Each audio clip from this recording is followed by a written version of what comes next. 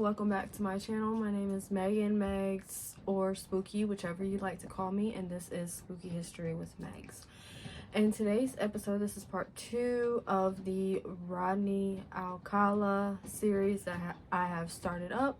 Keep in mind, trigger warning, this is talking about stuff being done to a then minor child, but she is now a grown adult. I do believe she is still living today. Let's get into it. On September 25th, 1968, Rodney had encountered his second victim. She went by the name of Tali Shapiro. She was an 8-year-old girl who resided at the Chateau Marmont with her parents, who were music industry, I guess you can say assets or exit.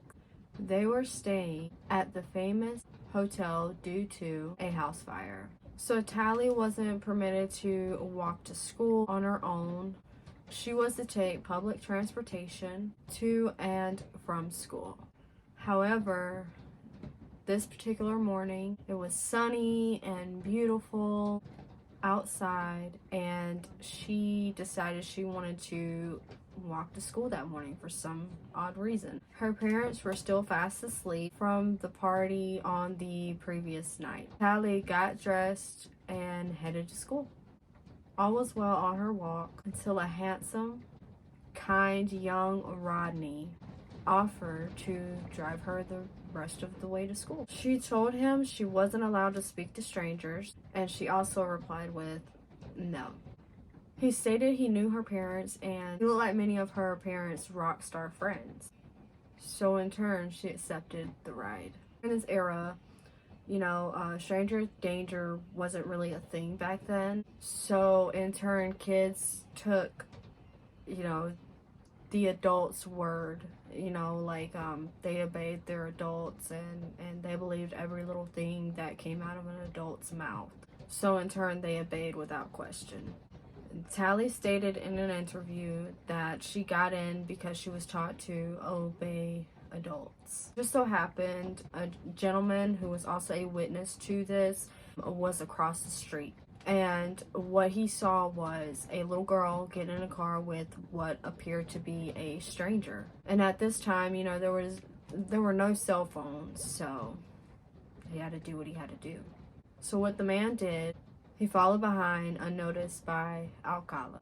During the drive, Tali started feeling very, very uncomfortable, and Alcala started veering away from her school, telling her he needed to stop by his apartment to pick something up. Once they arrived at his home, he then asked her to enter the apartment. And at this point, you remember the gentleman that was following behind them, he had found a nearby payphone and called police and told them of the encounter that was really suspicious to him. He also gave police the address and everything that the girl and the young Rodney Alcala was located at, so police could stop by and possibly catch this weirdo, this weird man. Once inside, Alcala began to attack her. He was choking, beating, and he also was stabbing her. Eventually, he then committed SA to the young girl. The man who called was right. When police arrived, they found Tali unconscious on the floor, profusely bleeding. Rodney escaped.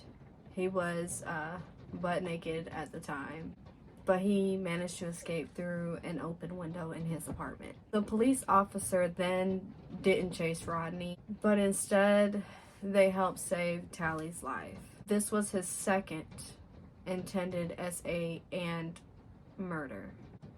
Tali herself was in a coma for 33 days, but she did survive.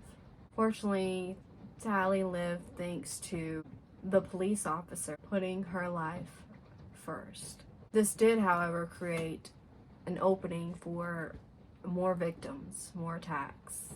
Although it did mean that Tali could go in and identify this gentleman that did these horrible things to her, and also give detail of the attack that she experienced with this gentleman. Although Tali doesn't remember the details of the attack, till this day. All she knows is that something really bad had happened to her. Her family moved to Mexico to heal. They did eventually return to the state. Tally says she is a loner, and a lot of her romantic relationships were never really successful. In other terms, they never worked out. She also states that she does have trust issues, but her family never talked about the attack and what happened. Rodney did get jail time for Tally, but because Tally's family moved to Mexico and didn't want Tally to be on the witness stand and relive her attack, he was only charged with molestation and abduction, which carried a life sentence at the time. If you're thinking, then what happened?